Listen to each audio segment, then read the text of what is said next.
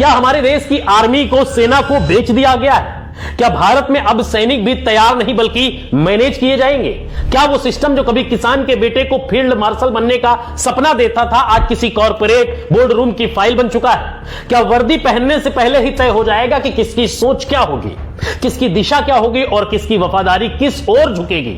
यह सवाल इसलिए खतरनाक है क्योंकि यह सिर्फ सवाल नहीं है, यह उस सच्चाई की तरफ इशारा करते हैं जिसे धीरे धीरे चुपचाप बिना शोर किए बदला जा रहा है और देश भी देख रहा है और शायद समझ भी नहीं पा रहा है। आंध्र प्रदेश के नेल्लोर जिले में समंदर के किनारे खड़ा है एक विशाल पोर्ट, कृष्णापट्टनम पोर्ट। देश के सबसे बड़े प्राइवेट डीप वाटर पोर्ट्स में से एक।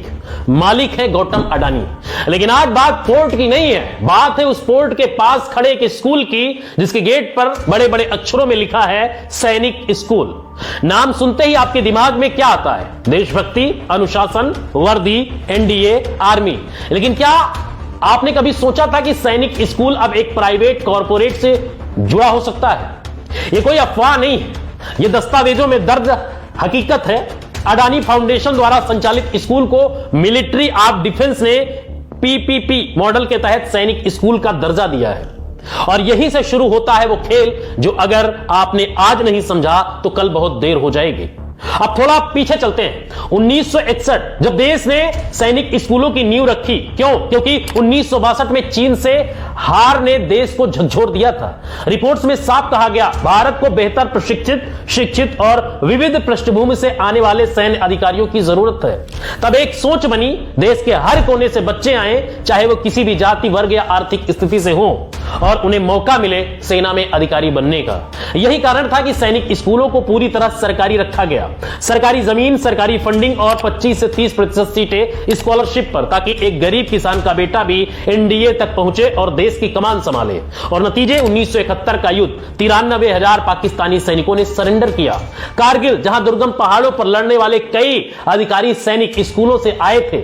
ये स्कूल सिर्फ स्कूल नहीं थे, ये भारत की सामाजिक समानता का सबसे ताकतवर इंजन थे। लेकिन अब यही इंजन दिशा बदल रहा है। फरवरी 2021 बजट स्पीच, एक लाइन बोली जाती है, सरकार 100 नए सैनिक स्कूल खोलेगी राज्यों, एनजीओ और प्राइवेट सेक्टर के साथ मिलकर। सुनने में यह एक विस्तार जैसा लगा, लेकिन असली बम इस लाइन में छिपा था, प्राइवेट सेक्टर। पहली बार सैनिक स्कूलों के दरवाजे निजी हाथों के लिए खोल दिए गए। कोई बड़ी बहस नहीं, कोई संसद में गूंज नहीं, कोई राष्ट्रीय चर्चा नहीं, बस एक लाइन और पूरा सिस्टम बदल गया। 2022 से 23 के बीच 40 नए सैनिक स्कूलों के लिए एग्रीमेंट साइन हुए।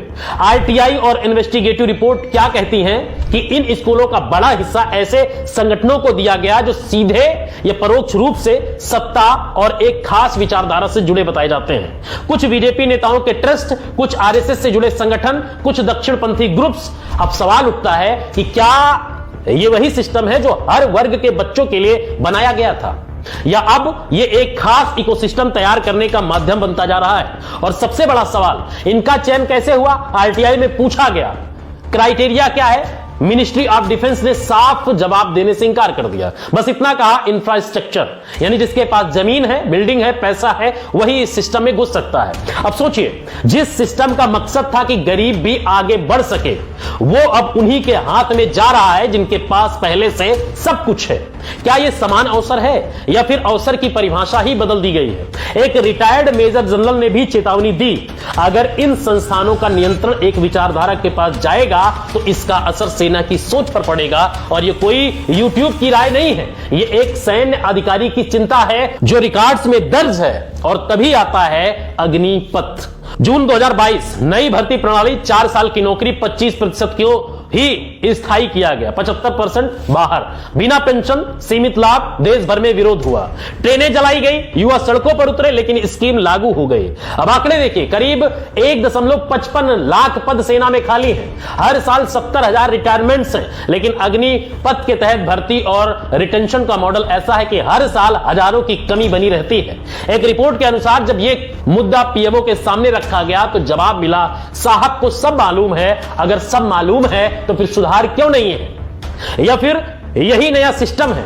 अब इस पूरी तस्वीर को जोड़िए, एक तरफ सैनिक स्कूलों का निजीकरण, दूसरी तरफ अस्थायी भर्ती, तीसरी तरफ बढ़ती वैकेंसी। क्या ये सब अलग अलग घटनाएं हैं या एक पैटर्न है?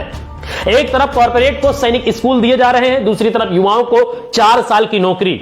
एक तरफ ट्रेनिंग का सिस्टम बदल रहा है, दूसरी तरफ सेना में स्थायित्व घट रहा है। क्या ये वही सेना है जिसने 1971 जीता, कारगिल जीता, या फिर हम एक नए मॉडल की तरफ बढ़ रहे हैं जहां सेना भी कॉन्ट्रैक्ट और मैनेजमेंट का हिस्सा बन जाएगी? सरकार का तर्क है इससे सेना आधुनिक होगी, टेक्नोलॉजी आएगी, युवाओं को मौका मिलेगा। यह तर्क पूरी तरह गलत नहीं है, लेकिन सवाल है पारदर्शिता कहां है, स्कॉलरशिप की गारंटी कहां है, फीस पर नियंत्रण कहां है, और सबसे बड़ा सवाल जवाबदेही कहां है? जब संसद की स्टैंडिंग कमेटी खुद कहती है कि नए सैनिक स्कूलों में फीस, स्कॉलरशिप और क्वालिटी मॉनिटरिंग को लेकर स्पष्टता नहीं है, तो फिर भरोसा किस पर किया जाए?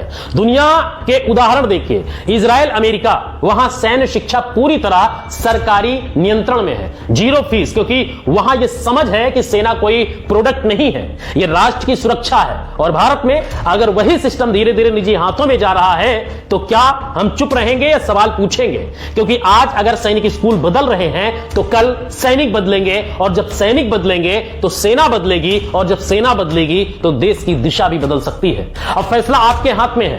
क्या आप इसे सिर्फ एक खबर समझकर आगे बढ़ जाएंगे, या फिर इस पर सवाल उठाएंगे? क्योंकि लोकतंत्र में सवाल पूछना गुनाह नहीं, जिम्मेदारी है। यह कहानी यही खत्म नहीं होती, यह तो सिर्फ शुरुआत है। अगला हिस्सा और भी बड़ा होगा, जहां हम बात करेंगे उस कनेक्शन की, उस मनी ट्रेल की, और उस सिस्टम की जो धीरे धीरे देश की सबसे मजबूत नींव को बदल रहा है। और तब तक एक सवाल अपने आप से जरूर पूछिए, क्या हम सच में समझ पा रहे हैं कि हमारे देश की सेना के साथ क्या हो रहा है, या फिर हम सिर्फ देख रहे हैं और चुप हैं? फिलहाल इस वीडियो में इतना ही, लेकिन इस वीडियो से आपको क्या लगता है, इस पूरी खबर को लेकर, इस रिसर्च को लेकर कमेंट में अपनी राय जरूर दीजिए, और वीडियो को शेयर कीजिए ताकि लोगों तक ये पहुंचे और लोग भी समझ सके कि आज हमारे देश के सैनिकों के साथ, सैनिक स्कूलों के साथ असल में हो क्या रहा है।